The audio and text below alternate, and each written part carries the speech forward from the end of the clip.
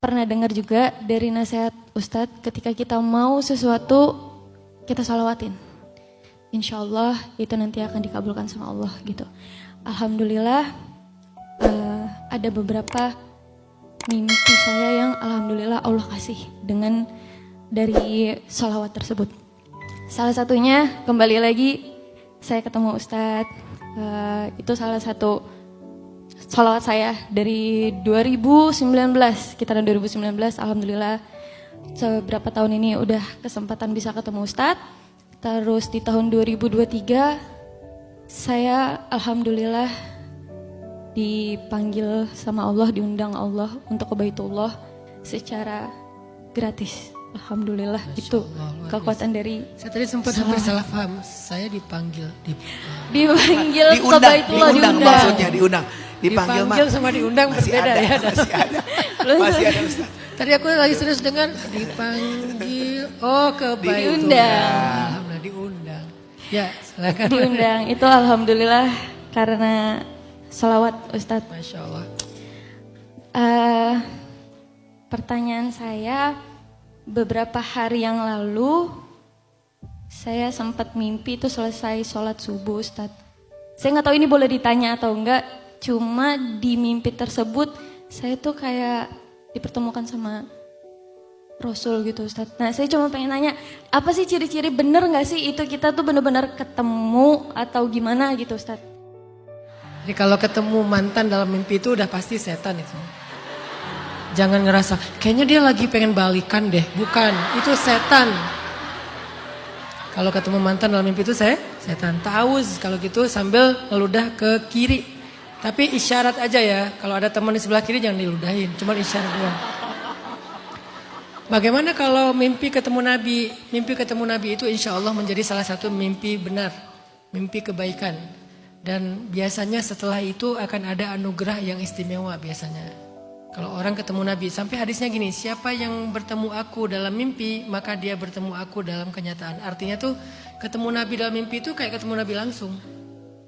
Soalnya gak ada yang berubah, kan Nabi tidak wafat, Nabi di sisi Allah. Jangankan Nabi, orang yang syahid aja gak boleh dibilang mati kan.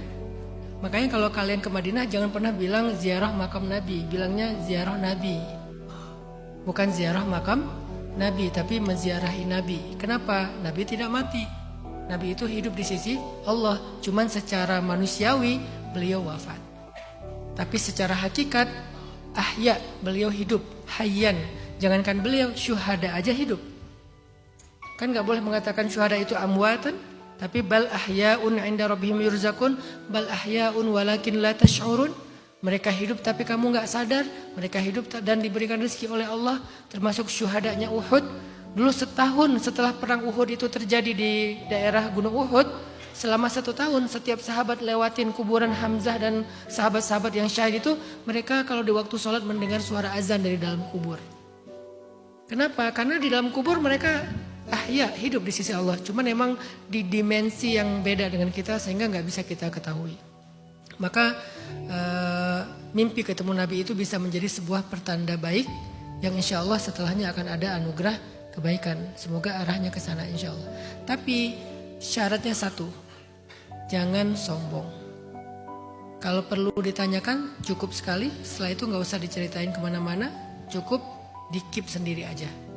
Kalau kita ketemu Nabi sombong, maka fadilah ketemu Nabinya itu, kalau kita mimpi ketemu Nabi sombong, fadilah mimpi ketemu Nabinya itu hilang. Sayang banget, padahal itu mimpi yang penting kan, mimpi yang berharga. Jadi banyak-banyak istighfar, jaga hati, jangan sampai kayaknya aku nih orang keren banget. Jangan muncul itu, karena itu nggak muncul dari kita, muncul dari siapa? Setan yang was-wasah. Kita nggak ada niat pengen sombong, tapi dia tuh ngomporin gitu loh. Kamu itu perempuan hebat, kamu itu omong istimewa, kamu itu dicintai Nabi, kamu itu begini, kamu itu begitu. Orang lain mah nggak ada apa-apanya. Nah itu tuh setan tuh ngehembusi kesombongan dalam hati kita. Kenapa? Karena dia tahu begitu kita sombong, fadilah dari mimpi itu hilang langsung, tercabut. Jadi jaga fadilahnya dengan tetap tawadu. Itu bukan karena kehebatan kita, itu karena rahmat Allah. Allah yang ngasih kita kebaikan itu. Balik lagi ke hakikat, bukan syariat. Allahu a'lam. Saya kan kebetulan udah ditinggal sama ibu ya Ustadz. sekitar 3 tahun yang lalu. Kalau dibilang ikhlas, harus ikhlas ya, karena udah ketentuan dari Allah. Cuman kadang kebalik lagi ke yang Mitam tadi, kalau masih ada ibu itu, Mitam saya ngobrol sama beliau, bercerita atau meminta solusi, gimana kalau saya sedang seperti ini. Sekarang kan ibu saya sudah nggak ada ya Ustadz. Karena kan sebaik-baiknya doa itu katanya yang bisa menembus langit itu doa dari ibu.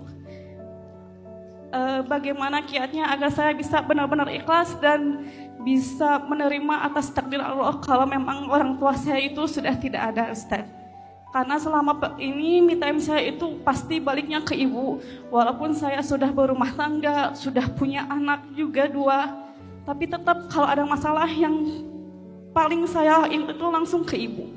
Rasulullah itu Shallallahu Alaihi Wasallam adalah teman curhat terbaik bagi istri beliau. Sayyidah Khadijah curhatnya ke Rasul, Rasul curhatnya ke Khadijah. Aisyah curhatnya ke Rasul, Rasul curhatnya ke Aisyah. Begitu juga dengan yang lain. Tinggal sekarang perbaiki dulu komunikasi dengan pasangan agar dia ngerti kebutuhan curhatnya Teh Puspita. Memang gak ada yang bisa menggantikan ibu, sebagaimana gak ada yang bisa menggantikan ayah, dan juga gak ada yang bisa menggantikan suami atau istri kan. Masing-masing mereka punya kelebihan sendiri-sendiri. Ini bukan tentang gantinya, tetapi tentang memenuhi kebutuhannya. Dan gak perlu di-compare, kalau sama ibu dulu ibu bakal gini jawabnya, ibu bakal menyentuh saya karena saya mungkin orangnya physical touch. Kalau suami orangnya lempeng misalnya ya. Bukan menggantikan, sehingga gak perlu di-compare. Tapi lebih kepada terpenuhi nggak kebutuhan kita untuk bercerita. Dan terserah polanya, setiap keluarga punya polanya.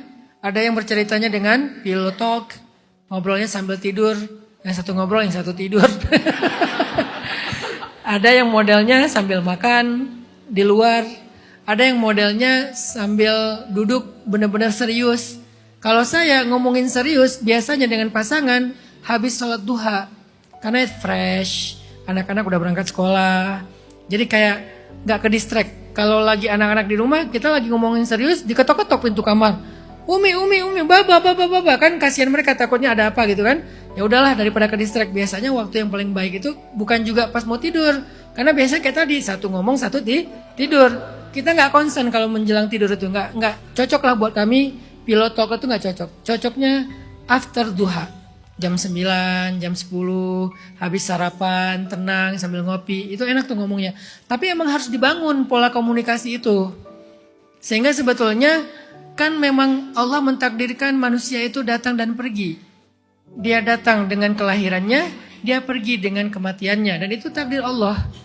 Kenapa dia pergi? Karena mungkin kembali kepada Allah lebih baik bagi dia daripada bertahan di bumi. Allah lebih sayang kepada dia daripada anak-anaknya atau daripada keluarganya.